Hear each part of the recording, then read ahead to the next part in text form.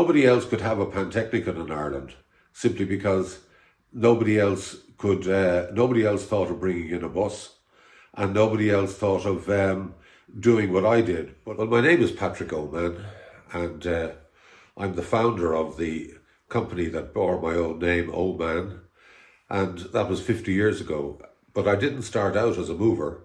I started out as an antique dealer. And because I had the people, and because I had a van to move the antiques, a lot of my customers, when it came time for them to move house, asked me to do the move, because the only other moving company really doing moving in Dublin at the time was CIE, and CIE didn't have a great reputation. When I began taking care of moves and moves for families who are moving overseas, in earnest, I needed a very big van. You couldn't have a big van in Ireland at the time without a licence, and you couldn't get a licence because the government wouldn't issue a licence other than to a couple of the companies who'd been there from before the foundation of the state. The government was very keen to protect CIE, and they had a monopoly, and CIE were the only people to move you if you were moving more than 30 miles from your home. I saw a gap there in 1968 because the ferry began between Ireland and England, between Dublin and Liverpool. And we could load up anywhere in Ireland, and because we weren't unloading within 30 miles, we were actually going on the ferry. We didn't unload in Ireland at all. So international moves became the only thing I could do. But I needed a big van. I couldn't buy one. I couldn't import one because the government had a prohibition on anybody owning anything that would compete with CIE. But interestingly, you could import a bus. And I discovered that Volvo had a particular chassis that had the engine in the middle, and which meant that it wasn't in the way of the load space, would give me the biggest van that you could get.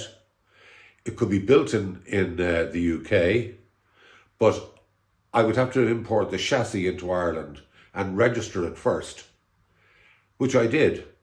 The chassis was brought in by Denison. They were the people who, with Irish commercials in the south here, were the Volvo agents. And they drove the bus chassis across the border, cleared it through the customs, and delivered it to me in Dublin. I then drove it onto the ferry, just as a chassis, just a seat sitting on top of a chassis, over to Warrington in England, where a company called Marsden Van Plan, as they now are. At that time they were Marsden or Van Plan. There were two companies, they merged them. But they had been building beautiful trucks, beautiful vans for all of the English removals trade for years.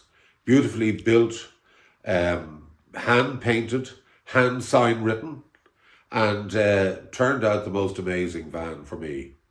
And that became Isabella. It probably cost best part of £10,000 at the time for the chassis. And it certainly cost the same amount again, if not more, to build the body.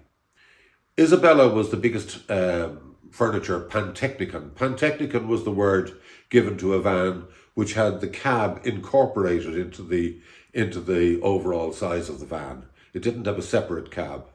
And a Pantechnicon had the most effective load space because the entire 11 metres long of the van was essentially load space at roof height.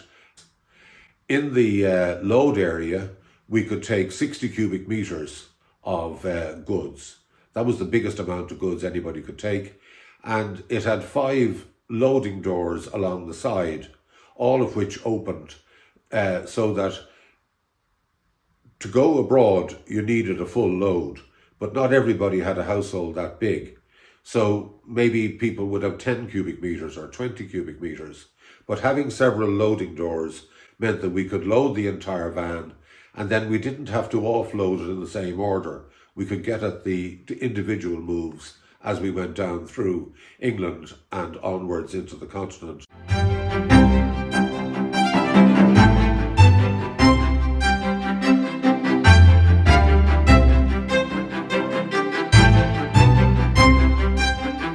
If you've been enjoying our stories of Irish transport past and present, please click on the blue subscribe button on our Facebook page. Thank you for your support and keep watching Ireland Made.